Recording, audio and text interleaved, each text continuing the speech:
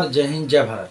चलिए आज एक बेहतरीन मुद्दा जो सबसे ज़रूरी है, क्योंकि 2024 में बीजेपी की जो है स्थितियां बहुत ख़राब होने वाली हैं। क्यों होने वाली है, ज़रा थोड़ा सा मैं आपको दिखाना चाहता हूं।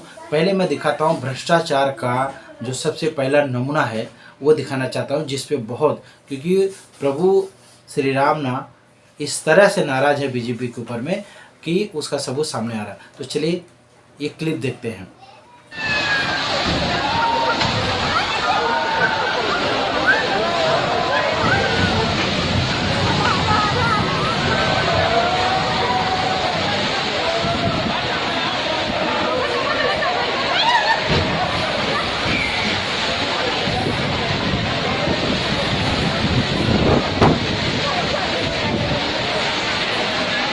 तो देखा आपने, ये भगवान के नाम पे कितना भ्रष्ट लोग ने भ्रष्टाचार फैलाया है, जिससे प्रभु श्री राम नाराज हो चुके हैं। ये क्लियर हो चुका है कि 2024 में बीजेपी नहीं आने वाली है।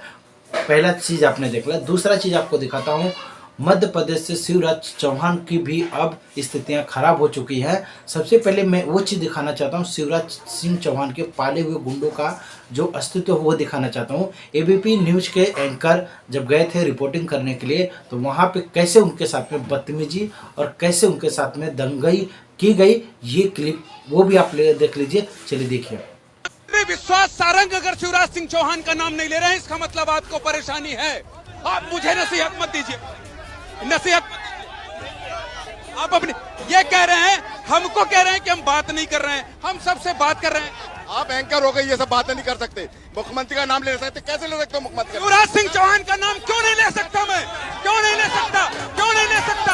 आप कैमरे में गुंडागर्दी कर रहे हैं। तो ये आपने देखा कि किस तरह एक बड़े चैनल जो एबीपी न्यूज, मतलब आप समझ सकते हो, उस एंकर के साथ में इन लोगों ने इस तरह से बदतमीजी की।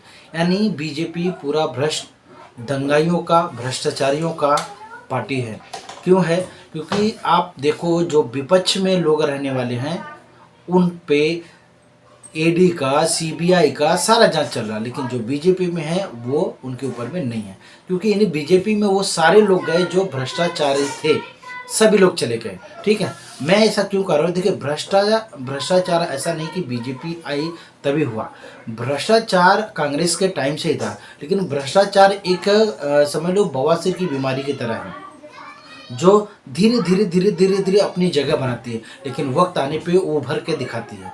तो कांग्रेस के टाइम पे कम था, धीरे धीरे उभरा, लेकिन बीजेपी 2014 जब आया तब ये भ्रष्टाचार उभर के आया। क्योंकि सबसे ज़्यादा जब बवासीर उभरता है तब कम, जब वो उसकी जगह पाता है जहाँ पे उसकी पावर। तो बीजेपी एक भ्रष्ट पार्टी है, भ्रष्ट नेताओं की जगह है, इसलिए यहाँ पे भ्रष्टाचार पूरा उभर कर आया। भगवान के नाम पे जिस तरह से भगवान के नाम पे इन लोगों ने किया, उसकी सज़ा 2024 में मिलने वाली है। ठीक है, अब मैं आपको एक चीज़ और दिखाना चाहता हूँ, जिसे आप देखकर ये चीज़ को आप क्लियर कर लोगे कि नहीं, हाँ वाकई में भ्रष्टाचारी और शिवराज सिंह चौहान का मतलब काम तमाम होने वाला है या कि नहीं। ये एक क्लिप देख लीजिए, जहाँ पे आपको क्लिप देखते ही समझ में। चलिए देखें।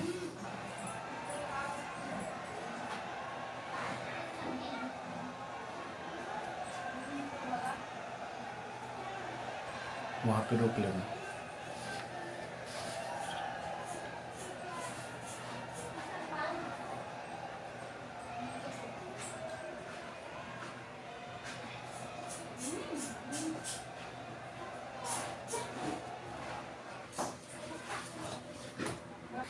तो ये आपने देखा कि किस तरह मोदी जी जो है कि शिवराज सिंह चौहान को की तरफ से मुंह फेर कर चले गए।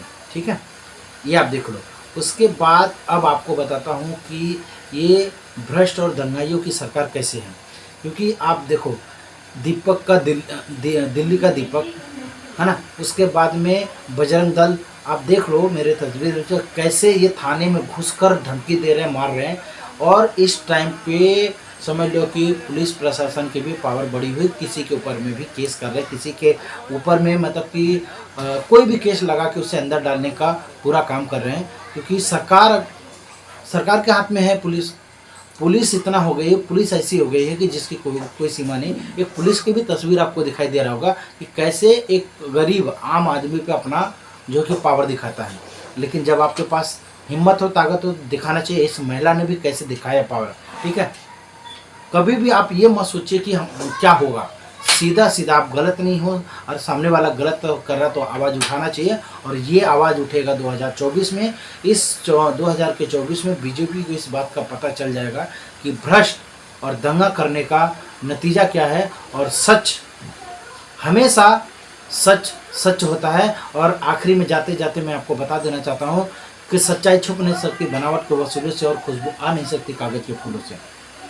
तो सच जब निकल कर बाहर आता तो चाहे कितनी भी झूठ की कितनी भी बड़ी दीवार हो, वो धराशायी हो ही जाती है। तो चलिए सच के साथ रहिए, और वीडियो अच्छा लगे तो लाइक कमेंट शेयर करके आप हमें सपोर्ट करिए। चलिए जय हिंद, जय भारत, नमस्कार।